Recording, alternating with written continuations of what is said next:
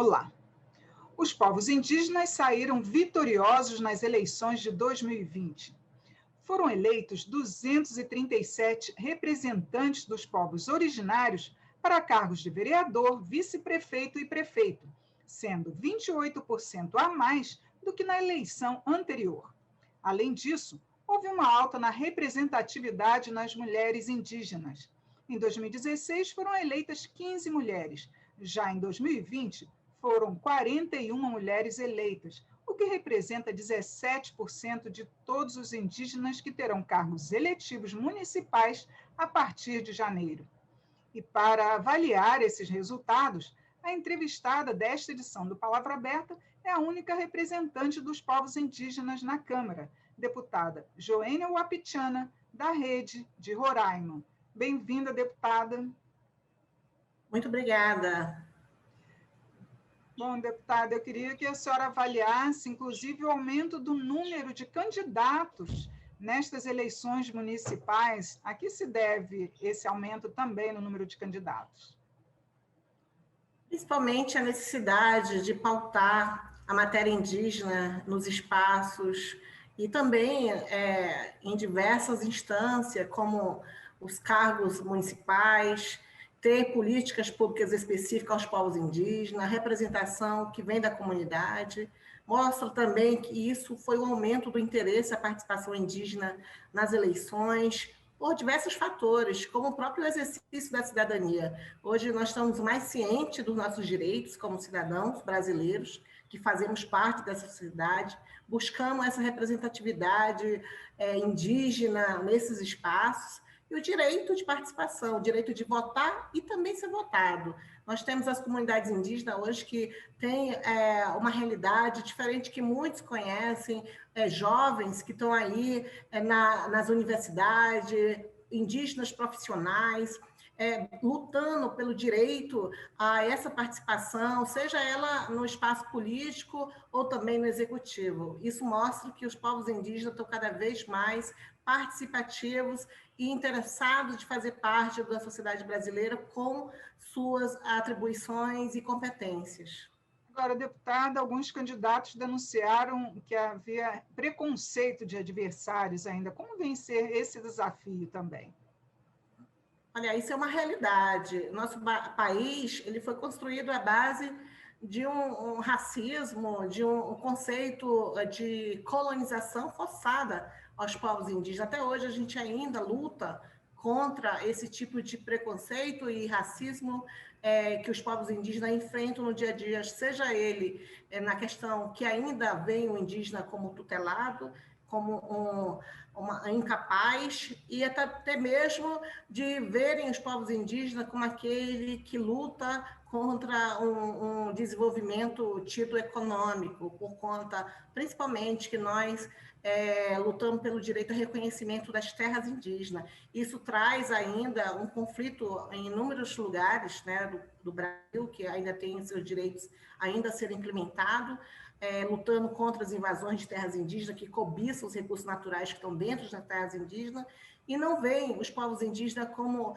detentores de direito, como cidadãos brasileiros, como pessoas que têm a cultura diferente, não por serem superiores e nem tampouco inferiores, mas que detêm direitos constitucionais. Então, são muitos desafios. Acredito que a questão da discriminação racial seja um primeiro, a falta de políticas públicas específicas, principalmente ainda tem esse desafio que nos coloca não somente os povos indígenas, mas todo cidadão brasileiro, que é o momento que nós vivemos hoje, de uma pandemia, de um processo onde os direitos indígenas também estão sofrendo bastante ataque para um retrocesso. E quais as principais demandas dos povos indígenas agora? São ainda na área de saúde, porque a saúde nessas áreas realmente tem sido muito reclamação de serem deficientes, não é isso? Nós temos sempre o desafio número 1, que eu acredito que seja muito para os povos indígenas, que é o ponto central do direito, que eu sempre venho alertando, que é a questão da terra. Primeiro, a demarcação e a proteção dessa terra. A questão do Covid vem junto da questão da proteção. Hoje, nesse momento da pandemia, os povos indígenas enfrentam essa pandemia e, apesar de estarem lutando sempre pelos seus direitos, ainda merecem uma atenção, digamos assim, urgente.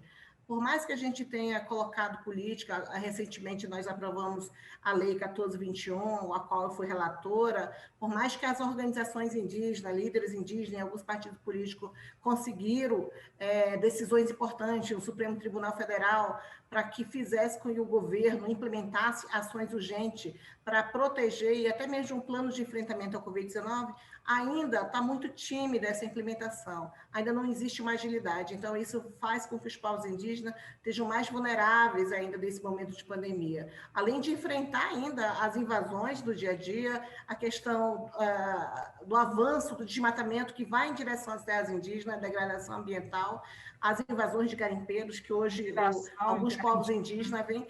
Isso, os garimpeiros, né, que entram ilegalmente, como na terra indígena Yanomami, como ontem eles mostraram aqui em Brasília, mas enfrentam isso somados junto, todos esses fatores, né, que a gente chama da proteção dos seus direitos. Eu acho que esse é um desafio número 1, fazer valer a nossa Constituição, porque nada mais do que está escrito na nossa Constituição que os povos indígenas requerem o respeito e a implementação.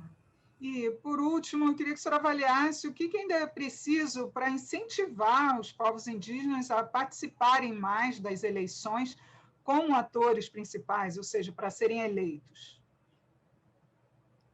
Nós, primeiro, acreditar que é possível, sim, uma eleição com os princípios e valores indígenas, não esquecer nossas identidades. Nós tivemos resultado positivo nessa eleição, colocando nossos candidatos indígenas que foram escolhidos em assembleias indígenas, como aconteceu lá em Roraima, no município de Iramutã, elegendo um tuxaua, que vocês, a maioria, conhecem como cacique. A gente chama tuxaua. Um tuxaua foi eleito prefeito, onde o município é 99% indígena. Isso é histórico, isso representa a verdadeira cidadania. Acreditar que é possível, que a gente consegue eleger sem precisar se corromper, sem precisar usar das estratégias da política antiga, que achava que só quem tem poder econômico, poder político pode ser eleito, assim como todo cidadão brasileiro que tem esse perfil de participar dos processos de eleição, é possível, sim. Da mesma forma com que eu me elegi, levando a bandeira dos direitos dos povos indígenas, do meio ambiente, da sustentabilidade, a voz das mulheres indígenas, da juventude, é possível a gente se eleger se a gente tem um planejamento e apoio a nível, digamos, locais, né? Eu acredito que as lideranças indígenas, professores, mulheres, elas estão engajadas já no movimento indígena e podem, sim, fazer esse engajamento na questão política também. Então, defender os povos defender o direito dos povos indígenas também pode ser feito através do nosso protagonismo num cargo político. Tá ótimo, deputada. Muito obrigada por sua participação e esclarecimentos aqui no programa. Obrigada, Regina. Eu conversei sobre o aumento da participação dos indígenas nas eleições municipais com a única representante dos povos indígenas na Câmara, deputada Joênia Wapichana, da Rede de Roraima. Eu sou Regina Assunção, agradeço a sua audiência. Até a próxima.